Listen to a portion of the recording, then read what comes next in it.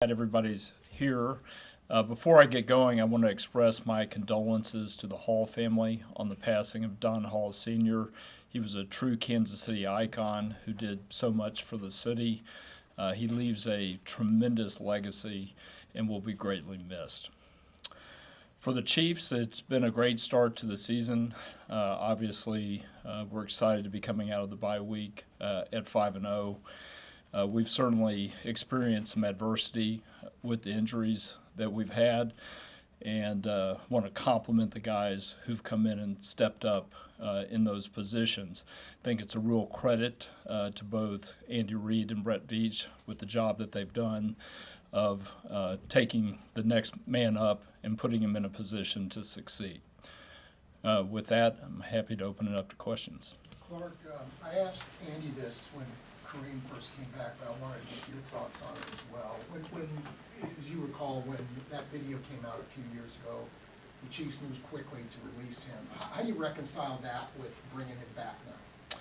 Yeah, well, going back 6 years ago, we were obviously very disappointed by the actions that we saw in that video and how he handled it afterwards.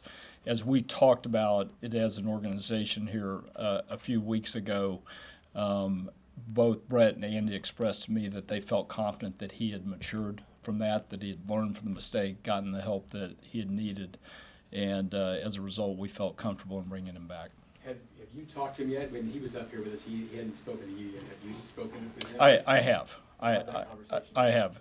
He expressed to me his gratitude for being back here.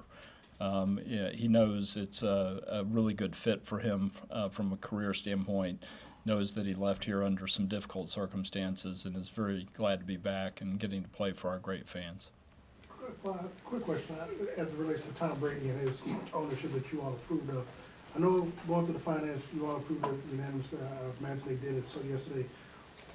Was there ever any thought process to making sure, I mean, I know the NFL put restrictions on his broadcasting, but having to choose between one or the other, because it seems like it's going to help what he does for Fox, but it also seems somewhat unfair as a literally an owner in the NFL calling games, and especially division opponents and stuff. Well, we certainly talked about the subject of him being an owner as well as a broadcaster, and the commissioner, after consulting with many owners, decided that the right step to take was to limit his participation in the production meetings, and that was enough to get everybody comfortable with the dual roles. So it did pass unanimously everybody yesterday, so I think everybody felt very comfortable with that. Is there another top quarterback you could envision one day being an owner in this league? I'm sure he won't be the last. Clark, you led the committee to allow private equity investment teams. My understanding is that's not a route you guys are pursuing. Just wondered why is it not, particularly as you outlined stadium investment potentially being one of the benefits of that? Yeah, well, every organization and the families who are involved are going to make their own decisions, and there are a lot of things that play into a decision to sell a stake in the team, whether you're selling it to private equity or selling it to another individual. And we've talked about it as a family, and everybody is very excited about the Chiefs and what we're doing on the field and the opportunities that we have in front of us, and we just don't feel it's the right time to sell a stake in the team.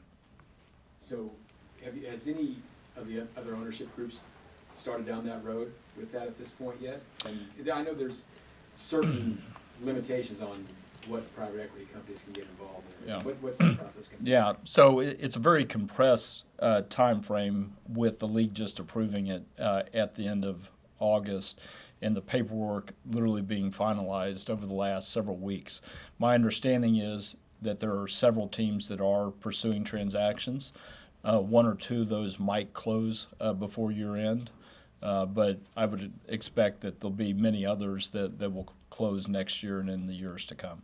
Clark, what are your latest thoughts, or what can you share about the timeline of your decision-making on the stadium situation?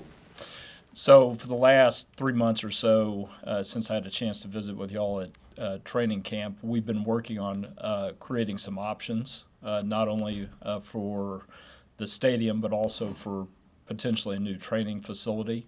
We've been looking at a lot of sites on both the Kansas and Missouri sides, as well as talking to the political leaders in Missouri about perhaps renovating Arrowhead again. We're not at the end of that process at all. We continue to have good conversations, and we're hopeful that by the spring we'll have some direction. I certainly don't expect to have anything finalized by that point, but I'd like to know, the direction that we're headed in that time frame.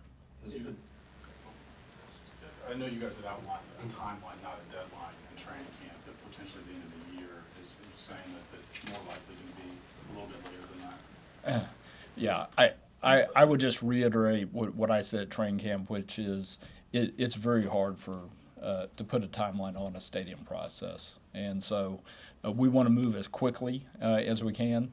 The real deadline that we have is in February of 2031 when our lease runs out here at GEHA Field at Arrowhead, and there's a lot of work that will need to go into either renovating the stadium or building a new one. So we do feel like we need to work as expeditiously as possible. Clark, I know some of it's self-evident, but I wonder what the 3-4 things you might point to would be that are what takes so long to make this process thorough and get where you want to get. Probably the most difficult thing is there are a lot of stakeholders when you're involved in a stadium process. You've got the local city, the county, the state that all have to be part of those conversations. Obviously, there's a lot of work on our side in terms of figuring out what the right opportunity is for us economically. We also are very cognizant of making sure that we keep the community and our fans in mind. We want to make sure that where we end up will work for many generations of Chiefs fans. Darren? Clark, obviously, I believe Arrowhead is going to be used as a polling location in a few weeks, but on the political side, Harrison Butker has created a PAC. Are you fine with your players being involved politically as they are like that? One of the things I talk to the players about every year at training camp is using their platform to make a difference. Obviously, we have players on both sides of the political spectrum, on both sides of whichever controversial issue you want to bring up. And so I'm not at all concerned when our players use their platform to try to make a difference for what they believe in. Clark, back to the stadium, the state of Kansas, they did the work with the star bonds, and that deadline is going to be July 1 or whatever. What do you need to have happen in the state of Missouri through all the levels, city, county, whatever? There's not going to be anything on the ballot this November. Do you anticipate, I guess, that if something gets done in Missouri, it won't be a ballot issue at this point? It's going to have to be another vehicle to get that done? I think there are a lot of avenues that we could pursue with Missouri on financing for a renovation of GHA Field at Arrowhead. The effort that failed earlier this year had a couple of stakeholders, with the state being part of it, as well as the county. And the city historically has also had a small involvement with the stadium. So I would anticipate that it would be a combination of all three of those. Certainly something that has slowed us down a little bit is the election coming up here in 3 weeks. We're going to have a change in the governor of the state. And so once we get past that, we think that'll really open up the opportunity for us to have more constructive conversations. From the outside looking in, it looks, I know there's complicated parts to this, it looks like Kansas did a whole bunch of work for this, and it looks easier to maybe go do that. Is it not easier just to take that? Is it worth something more, work harder on this side of the state line? Well, we're not looking for what's easiest. We're looking for the right opportunity. And we're grateful for the work that was done on the Kansas side that opens that up as an opportunity. We'll ask to Nick and then Nate. But Nick, Clark, for you, from talking to Andy in the airport in Philadelphia 11 years ago to where you are now, do you feel like you guys have been able to build everything that you envisioned culture-wise when you were talking to them? Yeah, I mean, I think there's an argument that we've maybe exceeded my expectations. Certainly, I envisioned building a team that could consistently compete for championships, and obviously Andy and Brett and their coaching staff and football operations team have done an unbelievable job of that. But you mentioned the culture, and I think that's one of the things that's so special about this team is the culture. Andy Reid gets a lot of credit for having established that culture, but we wouldn't have what we have both on the field and off without the players and the player leadership specifically.